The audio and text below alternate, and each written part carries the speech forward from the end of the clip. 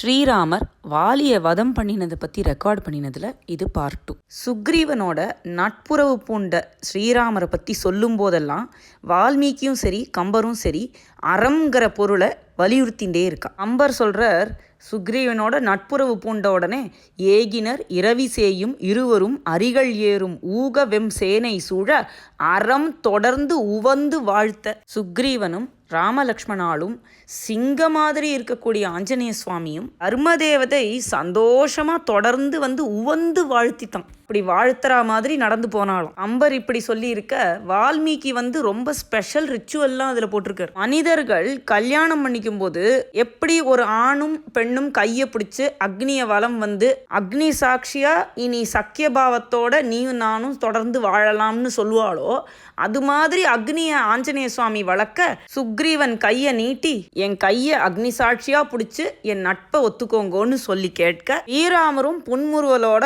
அதை அங்கீகரிச்சு கையை பிடிச்சுப்பார். இந்த இன்சிடென்ட்டை பத்தி மகாபிரிவா கூட சொல்லியிருக்கா, அதை இன்னொரு நாளைக்கு படிச்சு காமிக்கிறேன். இனி சுக துக்கங்கள் எல்லாமே உனக்கும் எனக்கும் சமம், நீ என்னுடைய நண்பன் அப்படின்னு ரெண்டு பேரும் ஒத்துருக்கா. இந்தியாவிலேயே முதல்ல ஷேக் ஹேண்ட் கொடுத்தது சுக்ரீவனும் ஸ்ரீராமரும் தான். அவர்களுடைய நட்பு எவ்வளவு சீரியஸ் ஆனதுங்கிறத சொல்றதுக்காக சொன்னேன். இப்படி ஒத்துண்டு போன உடனே ஏவ முக்த து தேஜஸ்வி தர்மஜ்ஞோ தர்மவத்சல, தேஜஸ்வியாகவும் தர்மத்தை தெரிந்தவராகவும் தர்மவத்சலராகவும் சொல்லப்படுறார் சுவாமி. இங்க ராமாயணம் முழுக்கவுமே எங்க எது சொன்னாலும் இப்படிதான் சாஸ்திரங்கள்ல சொல்லி இருக்கு, இதுதான் ஸ்மிருதி, இதுதான் நம்ம ஞாபகம் வச்சுட்டு செய்ய வேண்டிய விதி அப்படின்னு சொல்லுவாரே ஒழிய தன்னுடைய அபிப்பிராயமா எதையுமே சொல்ல மாட்டார். தன்னுடைய சொந்த விருப்பு வெறுப்புகளுக்கு இடம் கொடுத்து அதனால ஒரு முடிவெடுத்து ஒன்று செஞ்சார்னு ஸ்ரீராமரை சொல்லவே முடியாது. தன்னுடைய மனைவியை தேடின்னு வந்த ஸ்ரீராமருக்கு சபரி வழிகாட்ட ரிஷ்யமுக பர்வதத்துக்கு சுக்ரீவனோட நட்புரிமை பாராட்டிட்டார். இந்த சுக்ரீவன்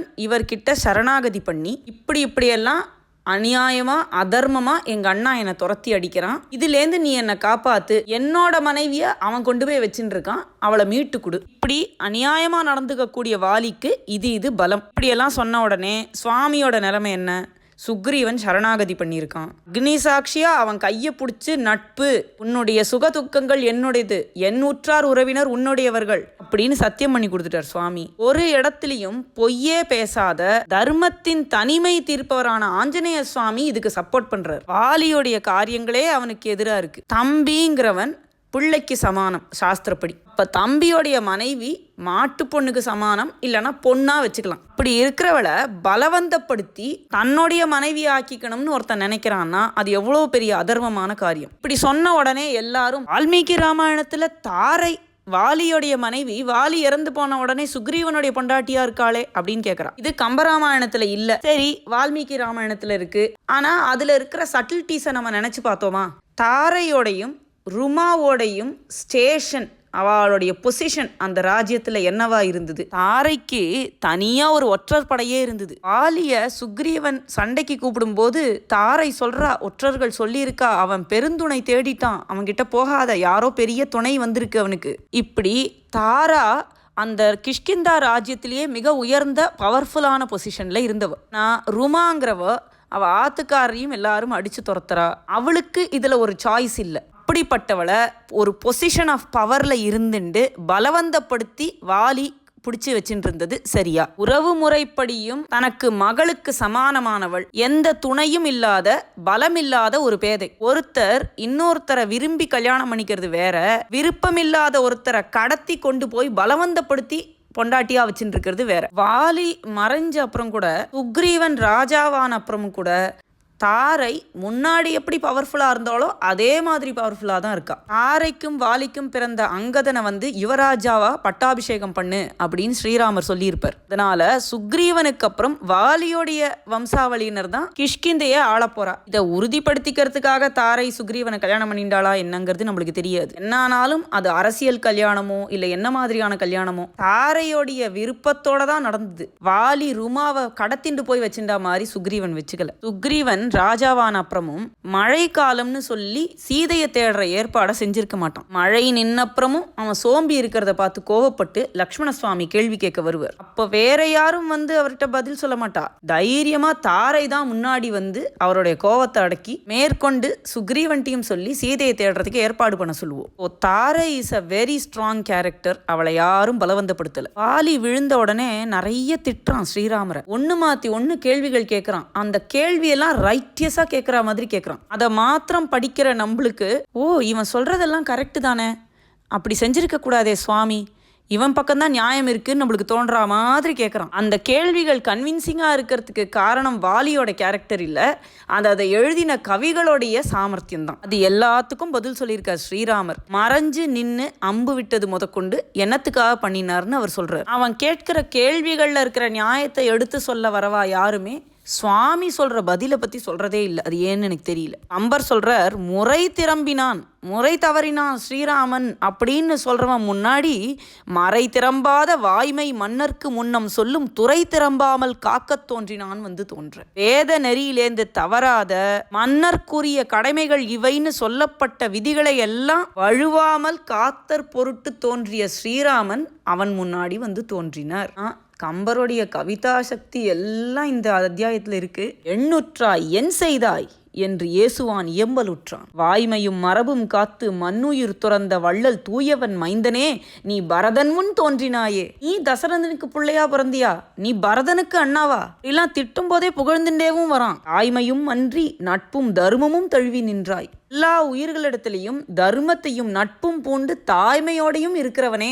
இதை விட பயங்கரமா வால்மீகி ராமாயணத்துல சபிக்கலாம் சபிக்கிறான். அரசனை கொன்றவனும் பிராமணனை கொன்றவனும் பசுவதை செய்யறவனும் திருடனும் கொலைகாரனும் நாஸ்திகனும் அண்ணாவுக்கு முன்னாடி தான் கல்யாணம் பண்ணிக்கிற தம்பிகளும் இப்படி எல்லாம் சொல்றான். எல்லாரும் நரகத்துக்கு தான் போவா. அன்பரை கொல்றவனும் குரு பத்தினியை விரும்புறவனும் எல்லாரும் அழிந்து படுவார்கள்னு சொல்றான். எல்லாம் சொல்லிட்டு, நான் உன்னோட ராஜ்யத்துல ஏதாவது தப்பு பண்ணினேனா, தர்மம் இல்லாதது உனக்கு ஏதாவது செஞ்சேனா, என்ன எதுக்கு கொன்ன, என்னுடைய தோழிய எடுத்து ஏதாவது செய்ய முடியுமா, என்ன வேட்டையாடி உன்னால சாப்பிட முடியுமா என் மாம்சத்தை, நான் வேற திக்குல பார்த்துட்டு இன்னொருத்தரோட சண்டை போடும்போது மறைஞ்சிருந்து என் மேல நீ அம்பு எய்தின, நானே மரத்துக்கு மரம் தாவி யாருக்கும் தொந்தரவு இல்லாம பழங்களை பறிச்சு திங்கிற ஒரு மிருகம், வயம் வனச்சரா ராம மிருகா மூலபலாசனா ஏஷா பிரகிருத்திர் அஸ்மாகம் புருஷ துவம் நரேஸ்வர. நாங்கள்லாம் காட்டுல இருக்கிற மிருகங்கள், மரங்கள்ல இருக்கிற பழங்களை பறிச்சு தின்னு நாங்கள் ஒருவேளை இன்னொரு மிருகத்தினால அடிபட்டு சாவோம், இல்லை நாங்கள் இன்னொரு மிருகத்தை கொல்லுவோம். எல்லாம் இயற்கை. ஆனால் இதில் மனிதர்களோட வேலை என்ன வந்தது, நீயே இங்கே வந்து என்ன கொன்ன. இந்த இடத்துல ஆலி தன்னை ஒரு மிருகம் அப்படின்னு சொல்லின்றது ஒரு முக்கியமான பாயிண்ட். அவன் தன்னை கிஷ்கிந்தைக்கு ராஜானும் சொல்லிக்கிறான், சாதாரண வானரம் ஒரு அனிமல்னு சொல்லிக்கிறான். எந்த தப்பும் பண்ணாதவன், நான் நீ ரொம்ப மோசமானவன் அப்படின்னு ராமரை சொல்றான். சதாம் வேஷதரம் பாபம் பிரச்சன்னம் இவ பாவக்கம். மேல மர உரி போட்டு இருந்தாலும் வெளியில நீரு பூத்த நெருப்பு, வெளியில சாம்பல் பூத்து இருக்கிற மாதிரி உள்ள நெருப்பு இருக்க மாதிரி உள்ளுக்குள்ள நீ பாபாத்மா அப்படின்னு ஸ்ரீராமரை சொல்றான். இவ்வளவு நாளைக்கு நிறைய பாபமும் தப்பும் பண்ணின வாலி இந்த கேள்விகள் சொல்றது ரொம்ப இம்பார்ட்டன்ட். அன்ன வெறும் மிருகமா சொல்லிண்டா பரவாயில்ல, தர்மத்தை பத்தி எல்லாம் பேசக்கூடாது. அவன் என்ன பண்றான், நிறைய தர்மங்களை பத்தி பேசுறான். இப்ப தர்மம் தெரிஞ்சவன் இதெல்லாம் செஞ்சிருக்க கூடாது. இதுக்கெல்லாம் ஸ்ரீராமர் அடுத்தது பதில் சொல்றார். இது வால்மீகி ராமாயணத்துல இருக்கிறது. ரொம்ப சுவையான 2 டிஷ் சைமல்டேனியஸா கிடைச்சதுன்னா ரெண்டுத்தையும் டேஸ்ட் பார்க்கணும்னு தோன்ற மாதிரி துளி கம்ப ராமாயணத்தையும் பார்க்கணும்னு தோணுது. அதனால ரெண்டுத்தையும் சைமல்டேனியஸா சொல்றதுக்காக மாத்தி மாத்தி இதையும் அதையும் சொல்லிட்டு வரேன். கம்ப ராமாயணத்தை படிக்கிறவா எல்லாருக்கும், எஸ்பெஷலி வாலிவதை, அதை படிச்சு பார்த்தா கம்பருக்கு சர்க்காசம் கிங் அப்படின்னு ஒரு பெரிய பட்டம் கொடுக்கணும்னு தோணும். அதுல வாலி சொல்றான், கூட்டு ஒருவரையும் வேண்டா கொற்றவ பெற்ற தாதை பூட்டிய செல்வம் ஆங்கே தம்பிக்கு கொடுத்து போந்து நாட்டு ஒரு கர்மம் செய்தாய், எம்பிக்கு வரசை நல்கி காட்டு ஒரு கர்மம் செய்தாய், கர்மம் தான் இதன் மேல் உண்டோ, அண்டைன்னு வந்தா உனக்கு துணை யாரும் வேண்டாம். தூஷணன் 14,000 வீரர்கள் வந்த போது ஒத்தர் தனியா நின்று ஸ்ரீராமர் சண்டை போட்டு ஜெயிச்சாரு. காட்டுல ஒருத்தன் ராஜாவா இருக்கான்னா அவனுக்கு எல்லா விஷயங்களும் தெரிஞ்சுதானே இருக்கணும். அதனால கூட்டு ஒருவரையும் வேண்டா கொற்றவ, நீ தனியா நின்னே சண்டை போட முடியுமே, விழும்போதே திட்டுறான். அப்படி சொல்லிட்டு சொல்றான், உங்க அப்பா உனக்கு ஒரு ராஜ்யலட்சுமியை கொடுத்தா எனக்கு வேண்டாம், என் தம்பிக்கு கொடுங்கோ அப்படின்னு நாட்டுல ஒரு வேலை செஞ்ச, இங்க வந்து என்னோட ராஜ்யத்தை எங்கிட்டேந்து பிடுங்கி என் தம்பிக்கு கொடுத்த, இங்க காட்டுல ஒரு வேலை செஞ்ச, உன்னை விட பெருசா காரியம் செய்யக்கூடியவா யாராவது இருக்காளா அப்படின்னு கேட்குறான். ஸ்ரீராமர் ஒரு மகா பெரிய தேஜஸ்விங்கிறது இந்த கதையை படிச்சாலே நம்மளுக்கு புரியும். தொடர்ந்து எல்லாரும் பண்ற சரணாகதியிலேருந்து நம்மளுக்கு தெரிய வரும். அதனால திட்டும் போதே ஒரு விதமா புகழ்ந்துட்டே திட்டுறான் வாலி. தொன்மையின் நல்நூற்கெல்லாம் இறைவனி, வேதங்களுக்கும் அறநூல்களுக்கெல்லாம் இறைவன் நீ. ராவணன் ஒரு தப்பு பண்ணான்னு சொல்றியே, நீ பண்ணது தப்பு இல்லையா அப்படின்னு கேட்கிறான். இருவர் போர் எதிரும் காலை இருவரும் நல்லுற்றாரே, ஒருவர் மேல் கருணை தூண்டி ஒருவர் மேல் ஒளித்து நின்று வரிசிலை குழைய வாங்கி வாயம்பு மருமத்தெய்தல் தருமமோ பிரிதொன்றாமோ தக்கிலது என்னும் பக்கம். அப்படியெல்லாம் சொல்லிட்டு தான் அந்த ஐகானிக் பாட்டு சொல்றான். வீரமன்று விதியன்று மெய்மையின் வாரமன்று நின் மண்ணினுக்கென்னுடல் பாரமன்று பகையன்று பண்பொழிந்து ஈரமன்றி இதன் செய்த வாரரோ. சந்திரனுக்கு தான் மேல களங்கம் உண்டு, சூரியனுக்கு களங்கமே கிடையாது. சூரிய குல தோன்றலா பிறந்துட்டு சூரியனுக்குமே களங்கத்தை உண்டு பண்ணிட்டியே அப்படிங்கிறான். மறுபடி வால்மீகி ராமாயணத்துலையும் சரி கம்பராமாயணத்துலையும் சரி, தாரை சொன்னா போகாதேன்னு சொன்னா அவளை மீறிண்டு நான் வந்தேன், அதனால அடிபட்டு சாகிறேன்னு சொல்லிகிட்டே சாவான். அம்மா ராவணன் சொல்றியே, என்கிட்ட சொல்லியிருந்தா அவனை பிடிச்சின்னு வந்து மைத்திலியை உன் கையில் கொடுத்துருப்பேனே. அந்த ராவணன் பாதாளத்துல கொண்டு போய் மைத்திலியை வச்சிருந்தாலும் நான் கொண்டு வந்து தந்திருப்பேனே உங்ககிட்ட. ஞஸ்தாம் சாகரத்தோயே வா பாதாளே வா அபி மைத்திலீம் ஆனையேயம் தவ ஆதேஷாத் ஸ்வேதாம் அஸ்வதரீம் இவ. இவங்கிட்ட எப்படி கேட்பார் ஸ்ரீராமர்? ராவணனாவது இன்னொருத்தரைய ஒய்ஃபை கொண்டு வந்து வச்சுட்டு இருந்தான். ஆலி இன்னொருத்தரோட பொண்டாட்டி கூட இல்ல, சொந்த தம்பி பொண்டாட்டியை கடத்தி கொண்டு வந்து வச்சுட்டு இருக்கான். இப்படி பல விதத்துல ஸ்ரீராமரை மட்டம் தட்டி ஆக போற நேரத்திலையும் அகம்பாவத்தோட நான் கொண்டு வந்திருப்பேனே அப்படின்னு இன்னும் வீரம் பேசி பலவிதமான அறங்களை அவன் எடுத்து சொல்லி இது போர் தர்மம் அல்ல அப்படின்லாம் சொல்ல போய் பல விதமா வாலி பேசினதுக்கு அப்புறம் ஸ்ரீராமர் பதில் சொல்றார். கம்பராமாயணத்துல பதில் சொன்ன விதம் வேற, வால்மீகத்துல சொன்னது வேற. ஸ்ரீராமர் கேட்கிறார், உனக்கு இவ்வளோ தர்மம் தெரிஞ்சிருக்கே, அவன் எந்த தப்பும் செய்யல, எல்லாரும் அவனை ஃபோர்ஸ் பண்ணி ராஜாவாக்கினா,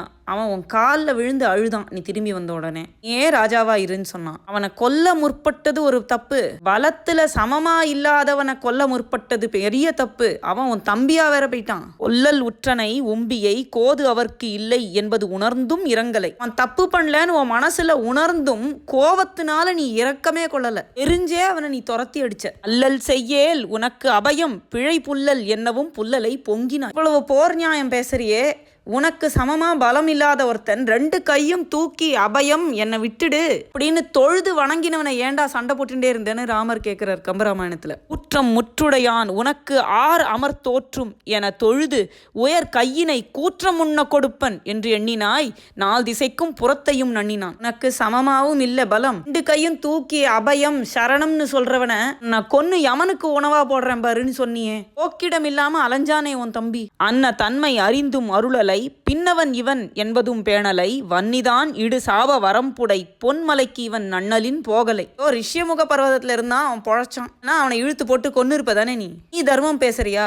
வீரமன்று விதி என்றுலாம் சொன்னானே, அதுக்கு சுவாமி பதில் சொல்றார். ஈரமாவதும் இப்பிறப்பாவதும் வீரமாவதும் கல்வியின் மெயின் நெறி வாரமாவதும் மற்றொருவன் புனர் தாரம் ஆவதை தாங்கும் தருக்கதோ. உனக்கு ஈரம் இல்லையா வீரம் இல்லையான்லாம் கேட்டானே, அந்த ஈரம் நல்ல பிறப்பு வீரம் இதெல்லாம் எதுல தெரியுமா இருக்கு? இன்னொருத்தன் பொண்டாட்டிய தொடாம இருக்கிறதுல தாண்டா இருக்கு அப்படின்னு சொல்ற. எளியோரை வலியோர் அடித்தால் வலியோரை தெய்வம் அடிக்கும்னு சொல்லுவாளே, திருவள்ளுவர் கூட சொல்லியிருக்கார், வலியார் முன் தன்னை நினைக்கத்தான் தன் மெலியார் மேல் செல்லும் இடத்து. அதை இங்க சுவாமி சொல்றார். எனக்கு மத்தவாளை விட பலம் ஜாஸ்தியா இருக்குன்னு மத்தவாளை புள்ளி பண்ணினா என்ன ஆகும்? மரம் திறம்பல் வலியம் என மனம் புறம் திறம்ப எளியவர் பொங்குதல். எனக்கு ரொம்ப வலிமை ஜாஸ்தியா இருக்கு, நான் யாரை வேணா எப்படி வேணா நடத்தலாம் அப்படின்னு நடந்துக்கலாமா? அப்படி நீ நடந்துண்டியா? அது தர்மமா? இது தர்மமா அறமான்னு கேட்டுட்டே இருக்கே. தர்மம்னா என்னன்னு தெரியுமா உனக்கு? தர்மம் இன்னது எனும் தகைத்தன்மையும் இருமையும் தெரிந்து எண்ணலை எண்ணினால் அருமை உம்பிதன் ஆறுயிர் தேவியை பெருமை நீங்கினை எய்த பெருதியோ. அம்மா தர்மம் பேசுறியே, உன்னோட அருமையான தம்பியோட பொண்டாட்டியை கொண்டு போய் வச்சுட்டு இருக்கியே, உனக்கு தர்மத்தை பத்தி ஏதாவது தெரியுமா அப்படின்னு திட்டுறாரு. நான் தர்மம் மீறி நடப்பேன், எல்லாரும் டு த லெட்டர் எல்லா புக்ஸையும் கரெக்டாக ஃபாலோ பண்ணணும்னு சொன்னால் என்ன நியாயம்? இப்படியெல்லாம் கம்பராமாயணத்தில் ஸ்ரீராமர் சொன்ன உடனே வாலி சொல்கிறான், இந்த மாதிரியான அறமெல்லாம் வானரங்களுக்கு கிடையாது, இங்கே நினச்ச மாதிரி நாங்கள் இருப்போம். மனித குலத்தில் இருக்கிறவாளுடைய கற்பை பற்றி பேசுகிற, படைச்ச பிரம்மதேவன் அந்த மாதிரி எங்களை படைக்கலை. ஐய நுங்கள் அருங்குல கற்பின் அப்பொய்யில் மங்கையர்க்கு ஏய்ந்த புணர்ச்சி போல் செய்திலன். இப்போ என்ன நடக்கிறதோ எதேச்சையா அந்த மாதிரி வாழற மாதிரி எங்களை படைச்சுட்டார். எய்தியதாக இயற்றினான். கம்பராமாயணத்திலையும் தன்னை ஒரு வானரம், நான் ஒரு அனிமல், நான் மனுஷன் கிடையாது. மனுஷாளுக்கு இருக்கிற மாதிரியான மனமும் இல்லை, மறைநெறி வந்தன குணமும் இல்லை, குலமுதற்கொத்தன. இதெல்லாம் எங்க குணம். பெற்றி மற்றிது பெற்றது ஒரு பெற்றியின் குற்றமுற்றிலன். நான் எந்த தப்பும் செய்யல அப்படின்லாம் சொன்ன உடனே சுவாமி திருப்பியும் திட்டுறாரு. இவ்வளவு நேரம் என்ன கொஸ்டின் கேட்டியடா, அதுல எல்லா அர்த்தையும் தானே கேட்ட. இது சரி இது தப்புன்னு உனக்கு தெரியும். நவையற கலங்கலா அற நல் நெறி காண்டலின் விலங்கு அலாமை விளங்கியது. ஒரேடியா ஆனிமலும் கிடையாது. எது நல்லது எது கெட்டதுன்னு தெரிஞ்ச விஷயம் தெரிஞ்ச ஒரு ஜீவராசி. ஆனா அனிமல் இல்லாமையும் கிடையாது. அதையும் சுவாமி ஒத்துக்கிறார். அறநெறிங்கிறது உடம்ப பொறுத்தா இருக்கு இல்ல அறிவை பொறுத்து இருக்கா? பொறியின் யாக்கையதோ புலன் நோக்கி அறிவின் மேலதன்றோ. ஆளை வந்து கவ்வித்தே ஒரு முதலை ஒரேடியா அழுது புலம்பிண்டு பிளிரிண்டு செத்து போகாம அந்த யானை என்ன பண்ணித்து? ஆதி மூலமே அப்படின்னு கூப்பிட்டுதே அந்த கஜேந்திரன். ஒரு சாதாரண விலங்கினத்தோட வைக்க முடியுமா?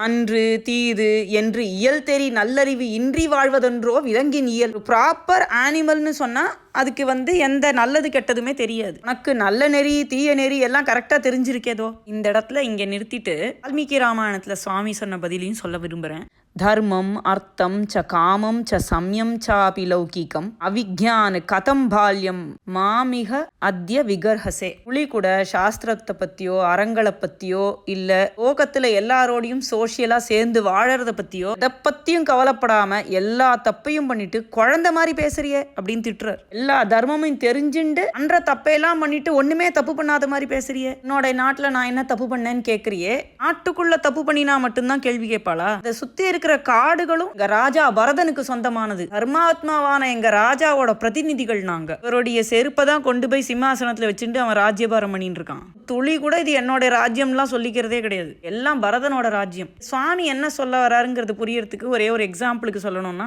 ஆட்டுல யாரோ வழிப்பறி பண்றா. இது வழியா போயிட்டு வர வழிப்போக்கர்கள் இந்த துன்பத்தை தீருங்கோன்னு போய் ராஜா கிட்ட சொன்னா, காட்டுக்குள்ள நடந்தா மட்டும்தான் என்னால தட்டி கேட்க முடியும், காட்டுக்குள்ள நடக்கிறதெல்லாம் நான் கேட்க மாட்டேன்னு சொல்ல முடியுமா? இல்ல ஒரு மிருகம் இருக்கு, ஒரு பயங்கர சிறுத்தையோ வரிப்புலியோ ஏதோ ஒண்ணு போற வரவாளையெல்லாம் அடிச்சு கொள்றது, அது அநியாயமா நடந்துக்கிறது. ஆனா நாட்டுக்குள்ள செய்யல. இப்ப ராஜாவா இருக்கிறவா நாட்டு ஜனங்களை சம்ரக்ஷணம் பண்ணணும், காட்டு ஜீவராசிகளையும் காக்க வேண்டிய கடமையும் இருக்கிறவா. இந்த சிறுத்தையோ புலியோ தனக்கு பர்சனலா எது செய்யலைனாலும் வேட்டையாடி தானே கொல்லுவா. அப்படி அறிவுல குறைந்ததான மிருகங்கள் மோசமா நடந்துட்டாலே அதை வேட்டையாடி கொல்லணும்னா, மனுஷ ஜென்மமா இல்லைனா கூட பலவிதமான தர்ம நியாயங்கள் தெரிஞ்ச ஒரு மிருகம் இருக்கு, அநியாயமா நடந்துக்கிறது, தர்மப்படி நடந்துக்கிறவாள தொந்தரவு பண்றது, துன்பப்படுத்துறது, அதை வதை பண்ணிதானே ஆகணும். இப்படி வதை பண்ண வேண்டியது ராஜாவோடையும் ராஜாவை சேர்ந்த மற்ற க்ஷத்ரியர்களோடையும் கடமையாறுது. இன்னைக்கு இருக்கிற டெமோக்ரஸின்னு சொல்லிட்டு எல்லாரும் இந்நாட்டு மன்னர் நீங்கெல்லாம் ஓட்டு போடுங்கோ, அதுக்கப்புறம் எங்களை எலெக்ட் பண்ணினதுக்கு அப்புறம் நாங்க என்ன அதர்மமா நடந்தாலும் நீங்க கேள்வி கேட்காம வாய முடின்றுங்கோன்னு இருக்கிற சூழ்நிலையில வாழற நம்மளுக்கு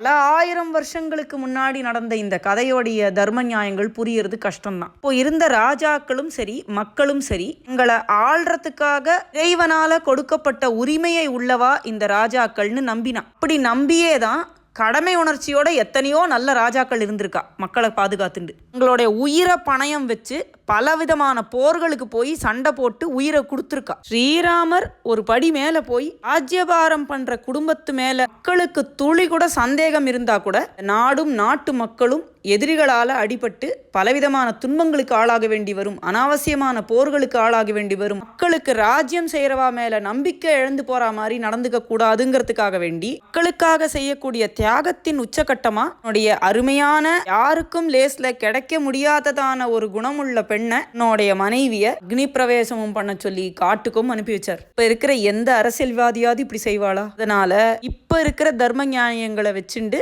அப்ப ராமர் செஞ்சது சரியா தப்பான்னு நம்மளால ஜட்ஜ் பண்ணவே முடியாது. மக்களுக்காக எவ்வளவு நன்மை வேணா செய்வாருங்கிறத அவருடைய ஆக்ஷன்ல இருந்தே நம்ம தெரிஞ்சுக்கலாம். சிம்பிளா சொல்லணும்னா, நம்ம ஊர்ல நாம யாரையாவது துப்பாக்கி எடுத்து சுட முடியுமா? நான் போலீஸ்காராலோ மிலிட்ரிக்காரோ பண்ணா அது கரெக்ட்னு தானே சொல்றோம். அதனால இங்க ராமர் சொல்றது சரி. தர்ம சம்ஸ்தாபனம் பண்றதுக்காக நாட்டுக்குள்ளேயோ காட்டுக்குள்ளேயோ தப்பு செய்யறவாளுக்கு தண்டனை கொடுத்தே ஆகணும். இந்த ஸ்டேஜுக்கு மேல எப்படி சொந்த மாட்டு பொண்ணாக வேண்டிய தம்பி பொண்டாட்டிய நீ பலவந்தப்படுத்துவேன்னு திட்டவும் ஆரம்பிக்கிறார். ஒரு சாதாரண அறவழியில நடக்கக்கூடிய ஒருத்தனுக்கு 3 பேர் அப்பா மாதிரியான ஸ்தானத்தை வகிக்கிறார். ஒன்னு அவளுடைய அப்பா, இன்னொன்னு அண்ணா, இன்னொன்னு அவனுக்கு பாடம் சொல்லித்தர குரு. எந்த தப்பும் பண்ணாத அறவழியில நடக்கிற உன்னுடைய தம்பி உனக்கு புள்ளையாவான். அப்படிப்பட்ட தம்பி பொண்டாட்டிக்கிட்ட மிஸ்பிஹேவ் பண்ணின நீ எல்லா தர்மங்களையும் உடைச்சவனாகிற. தர்மம் அறம்னு சொல்லப்படுறது எவ்வளவு சூக்ஷ்மமானது தெரியுமா? சூக்ஷ்ம பரமதுர்ஞேய சதாம் தர்ம பிளவங்கம ஹிருதிஸ்ய சர்வபூதானாம் ஆத்மா வேத சுபாசுபம். இதுதான் தர்மம் அப்படின்னு நம்மளால தீர்மானமா சட்டுன்னு தெரிஞ்சுக்க முடியாது. மிக மிக சூக்ஷ்மமானது. வெறும்ன அறிவை கொண்டும் சாதாரணமா புரிஞ்சுன்ற முடியாது. ஆனா தன்னுடைய ஆத்மாவுக்கு அது எப்பவுமே நிதர்சனமா தெரியக்கூடியது. நீ வெறும்ன மேலோட்டமான அறிவை வச்சுட்டு இந்த தர்மத்தை புரிஞ்சுன்ற முடியாது. உன் ஆத்மாவுக்கு தான் அது நன்னா தெரியும். இந்த இடத்துல எல்லா உயிர்களிடத்துலயும் நான் தான் ஆத்மாவா இருக்கேன்னு சுவாமி ஹிண்ட் பண்ற இடம். அறமும் பாவமும் ஒரு இடத்துக்கும் ஒவ்வொரு காலத்துக்கும் மாறும். சரியா புரிஞ்சுக்காத ஒருத்தன் இன்னொருத்தருக்கு இதுதான் தர்மம்னு சொல்லித்தரது எப்படி இருக்குன்னா, ஒரு பிறவி கூருடன் இன்னொரு பிறவி கூருடனுக்கு வழிகாட்டுற மாதிரி. ஜாத்யந்த இவ ஜாத்யந்தை, இப்படி கிளைக்கு கிளை தாவி மனம் போன போக்கில் நடந்துக்கக்கூடிய வானரமான உனக்கு இது எப்படி புரியும்? உன்னுடைய தம்பியான சுக்ரீவன் உயிரோட இருக்கும் போதே, அண்டர்லைன், ஆரை வாலி செத்து போன உடனே தான் சுக்ரீவன் கிட்ட போய் மனைவியான வாலண்டரியா வேற. தம்பி உயிரோட இருக்கும் போதே உனக்கு மாட்டு பொண்ணாகக்கூடிய ஒரு பொண்ணை பலவந்தப்படுத்தினது தப்பு. தம்பியான ஒருத்தனை துரத்தி அடிச்சது தப்பு. இதுக்கெல்லாம் உனக்கு வத சிக்ஷை தான் தண்டனை. சுக்ரீவனுக்கு வாக்கு கொடுத்திருக்கேன், ராஜ்யத்தையும் அவன் மனைவியையும் மீட்டு தரேன்னு சொல்லியிருக்கேன். என் தம்பி பரதனுடைய ராஜ்யத்துல நான் பிரதிநிதியா இருக்கேன். அதனால தர்ம சம்ஸ்தாபனம் பண்ண வேண்டிய நிலைமையில இருக்கேன். எல்லாம் இல்லாம பர்சனலா எனக்கு உன் மேல எந்த கிரட்ஜும் கிடையாது. தர்மசாஸ்திரப்படி உனக்கு என்ன தண்டனை தரணுமோ அதை தான் கொடுத்தேன். இதை தாண்டி ஏன் மறைஞ்சிருந்து அடிச்சாய்ன்னு கேக்குறியா?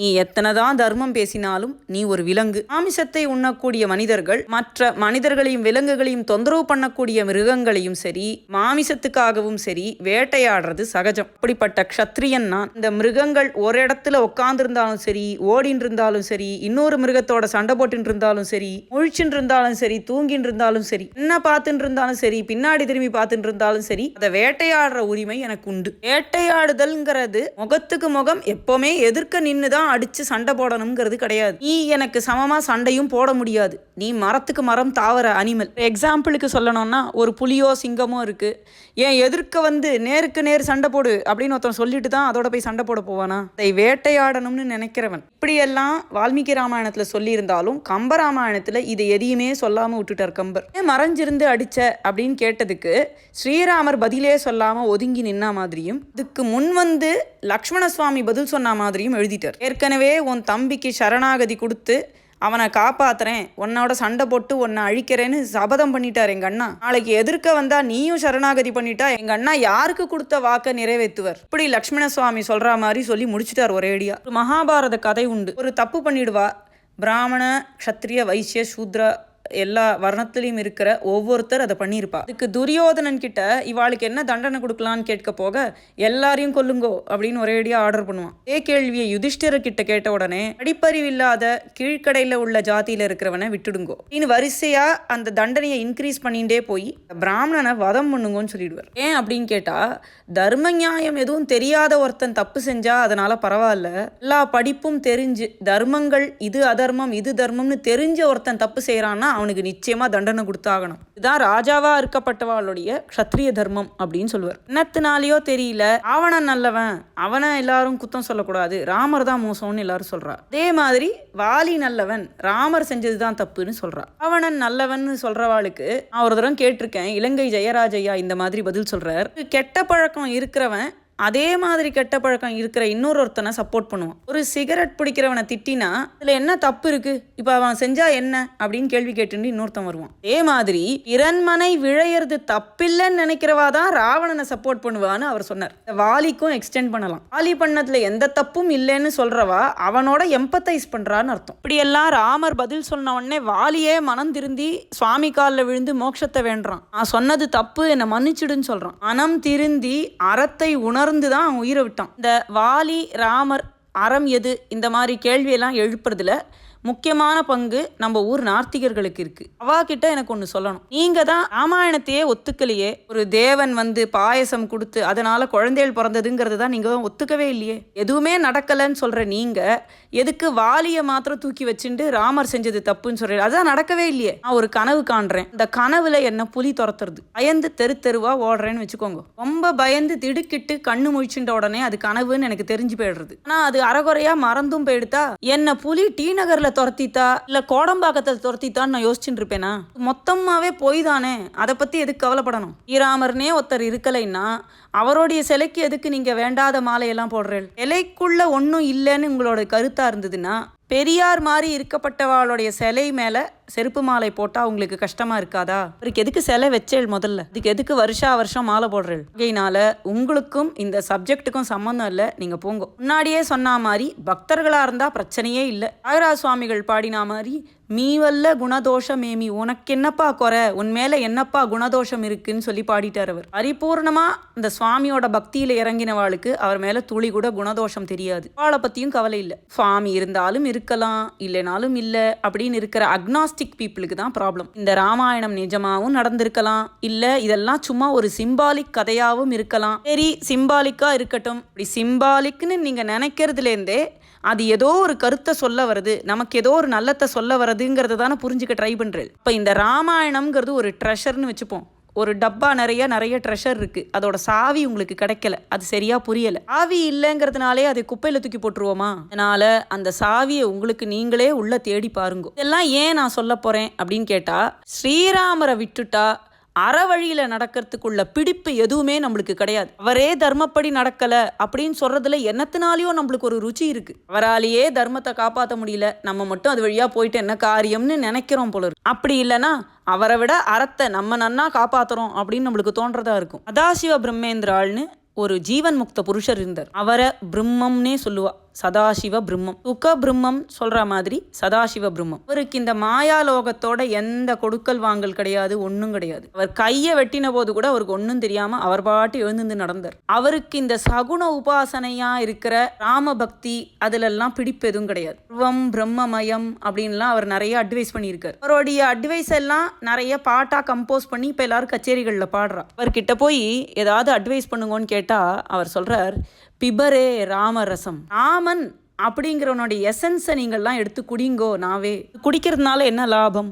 தூரீகிருத பாதக சம்சர்க்கம் பூரித நானாவித பலவர்க்கம் ஜனன மரண பய சோக விதூரம் சகல சாஸ்திர நிகமாகமசாரம். நம்ம வாழ்க்கையில் இருக்கக்கூடிய பாபங்களையும் பாபம் செய்யக்கூடியவர்களையும் தூர விலக்கி அருளும், நம்மளுக்கு பலவிதமான நல்ல பலன்களை தரக்கூடியது. ஜனன மரணமா இருக்கிற இந்த வாழ்க்கை சுழல்லேருந்து தப்பிச்சு மோட்சத்தை கொடுக்கும். இந்த சம்சார பயத்தை போக்கும்.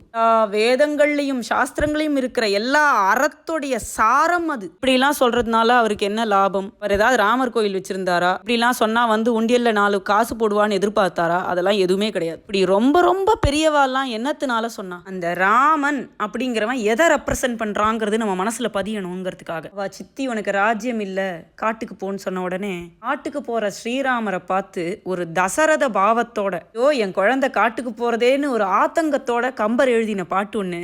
வெய்யோ நொழி தன் மேனியின் விரி சோதியின் மறைய பொய்யோ எனும் இடையாளோடும் இளையானோடும் போனான் மையோ மரகதமோ மரி கடலோ மழை முகிலோ ஐயோ இவன் வடிவென்பதொரு அழியா அழகுடையான். இத்தனை நாளைக்கு சக்கரவர்த்தி திருமகனா பிறந்த குழந்தையாச்சே, இப்படி சுடக்கூடிய கொடூரமான சூரிய ஒளி தன் மேனியில பட்டு பாகவதத்துல வரதே, தியக்த்வா சுதுஸ்தியஜ சுரேப்சித ராஜ்யலக்ஷ்மி. தேவர்களும் பார்த்து ஆசைப்படக்கூடிய ராஜ்யலக்ஷ்மியை விட்டுட்டு வந்திருக்கார், தியாகம் பண்ணிட்டு வந்திருக்கார். தியாகத்தினால தேஜஸ்வியா ஜொலிக்க சுவாமி.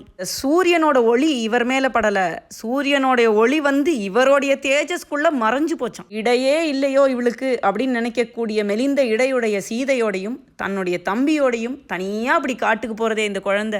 கருநிறத்து அழக வேற சொல்றாரு, இது மையோ மரகதமோ மறிக்கடலோ மழை முகிலோ சொல்லிண்டே வந்த உடனே அந்த உணர்ச்சி மேலீட்டுனால நெஞ்சு வெடிக்கிற மாதிரி அவருக்கு ஒரு உத்வேகம் வந்து, ஐயோ இவன் வடிவென்பது ஒரு அழியா அழகுடையான், ஐயோன்னு சொல்லிட்டார். இன்னைக்குமே இவன் மேல இருக்கக்கூடிய அழகு அட்ராக்ஷன் நம்மளுக்கு போகவே போகாது. ஸ்ரீராமரும் அவருடைய தியாகமும் அவருடைய பலவிதமான கல்யாண குணங்களும் அவர் எதை ரெப்ரசன்ட் பண்றார் அந்த தர்மமும் அவரை என்னைக்குமே நம்ம மனசுல அழியாத அழகுடையவராக தான் காமிச்சுட்டு இருக்கும். இப்படி தொடர்ந்து அவர் பலவிதமான நல்ல காரியங்கள் எவ்வளவோ செஞ்சிருந்தும் இந்த மாதிரி வாலிவதை அக்னி பிரவேசம் இதோ ஒரு பெரிய பாயிண்ட் மாதிரி எடுத்துட்டு எல்லாரும் சொல்றது எனக்கு ஆச்சரியமா இருக்கு. திருவள்ளுவர் சொல்றார், எனை வகையான் தேறிய கண்ணும் வினை வகையான் வேறாகும் மாந்தர் பலர். எவ்வளவுதான் வழிமுறைகளை ஆராய்ந்து தெளிந்து ஒருத்தர் இந்த உலகத்துல காரியங்கள் பண்ணினாலும் இதுலேருந்து வேறுபடக்கூடிய மாந்தர் பலர் இருப்பான்னு முன்னாடியே திருவள்ளுவர் சொல்லிட்டார். பல பேருக்கு ஸ்ரீராமர் ஒரு சுவாமி இல்லைன்னு சொல்றதுல ஒரு ரசம் இருக்கு. இந்த மாதிரி உள்ளவா கிட்ட எனக்கு ஒன்று சொல்லணும். C.S. லூயிஸ்னு ஒரு பிரிட்டிஷ் ஆத்தர் இருந்தார். அவர் எழுதின ஃபேமஸ் புக்கு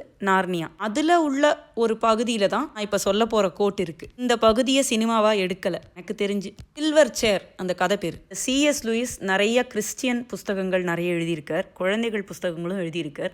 இந்த பர்டிகுலர் டயலாக் நம்மளுடைய ஆத்மானுபவத்தையும் இந்த மாயா உலகத்தை பத்தியும் எழுதின மாதிரி தான் எனக்கு இருக்கு. இந்த கதையில ஒரு கிரீன் விட்ச் இருப்பா. இந்த நாட்டு இளவரசனை மயக்கி ஒரு பாதாள லோகத்துக்கு கொண்டு போய் கடத்தி வச்சுடுவா. அவனை மீட்டுண்டு வரத்துக்கு 2 குழந்தைகளை அஸ்லான்னு சொல்லப்படுற சிங்கம், அஸ்லான் தான் சுவாமிங்கிற மாதிரி நிறைய இடத்துல ஹிண்ட் பண்ணியிருப்பார் C.S. லூயிஸ். இந்த அஸ்லான் கொண்டு வந்திருப்பார்.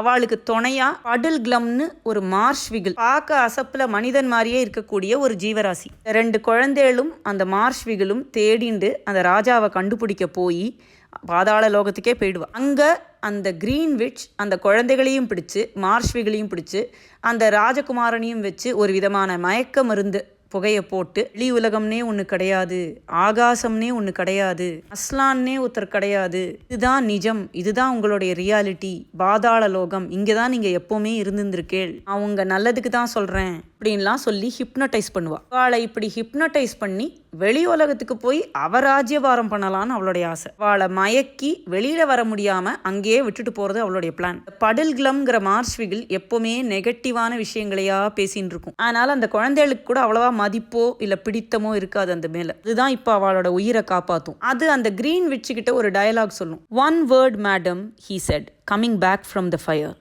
limping because of the pain. "One word. All you've been saying is quite right. I shouldn't wonder. I'm a chap who always like to know the worst and then put the best face I can on it. So I won't deny any of what you said. But there's one more thing to be said even so. Suppose we have only dreamed or made up all those things, trees and grass and sun and the moon and the stars and Aslan himself. Suppose we have. Then all I can say is that in that case, the made-up things seem a good deal more important than the real ones. Suppose this black pit of a kingdom of yours is the only world. Well, then it strikes me as a pretty poor one. And that's a funny thing when you come to think of it. We are just babies making up a game, if you're right. But 4 babies playing a game can make a play world which licks your real world hollow. That is why I'm going to stand by and play the world. I'm on Aslan's side, even if there isn't any Aslan to lead it. I'm going to live as like a Narnian as I can, even if there isn't any Narnia. So thanking you kindly for your supper. If these 2 gentlemen and the young lady are ready, we are leaving your court at once and setting out in the dark to spend our lives looking for overland.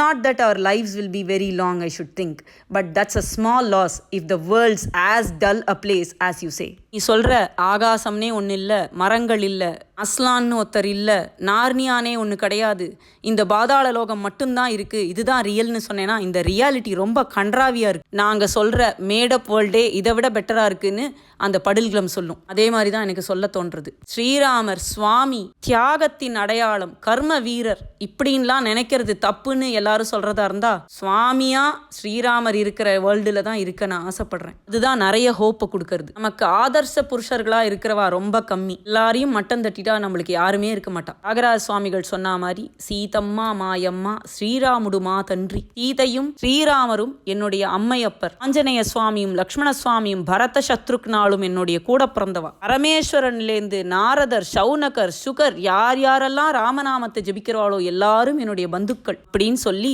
இந்த ரெக்கார்டிங்கை முடிச்சுக்கிறேன். எவ்வளவோ பெரியவாள்லாம் இதை சொல்லியிருக்காளே, இதை போய் அஷடு மாதிரி சொல்லி நீ தேவையில்லாமல் ரெக்கார்ட் பண்ணினியே அப்படின்னு நீங்கள்லாம் என்னை திட்டினா இதுக்கு நான் பொறுப்பு கிடையாது. என்னோட ஒரு க்ளோஸ் ஃப்ரெண்டு ராதி தான் என்னையும் ஒரு பொருட்டாக மதித்து சாந்தி இதை பற்றி சொல்லி ரெக்கார்ட் பண்ணி அனுப்புனா. அதனால் நீங்கள் போய் அவளை கேளுங்கோ. அவள் தான் சொல்கிறா பிரியத்தினால உனக்கு எங்க போச்சு புத்தி அப்படின்னு கேட்டா, பித்தர் சொன்னவும் பேதையர் சொன்னவும் பக்தர் சொன்னவும் பண்ணப்பெறுபவோ, ஒரு பைத்தியம் வளர்றதுன்னு நினைச்சு இதை இக்னோர் பண்ணிடுங்க அப்படின்னு சொல்லி சீதா சமேத ஸ்ரீ ராமச்சந்திரமூர்த்தியை மனசால வேண்டிண்டு, நன்மையும் செல்வமும் நாளும் நல்குமே, திண்மையும் பாவமும் சிதைந்து தேயுமே, சென்மமும் மரணமும் இன்றி தீருமே, இம்மையே ராம என்று 2 எழுத்தினால் இராவணன் தன்னை வீட்டி இராமனாய் வந்து தோன்றி தராதலம் முழுதும் காத்து தம்பியும் தானுமாக பராபரம் ஆகி நின்ற பண்பினை பகருவார்கள் நராபதியாகி பின்னும் நமனையும் வெல்லுவாரே.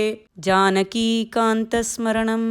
ஜெய ஜெய ராம ராம. ஜெய் ஆஞ்சநேய மூர்த்தி கி ஜெய்.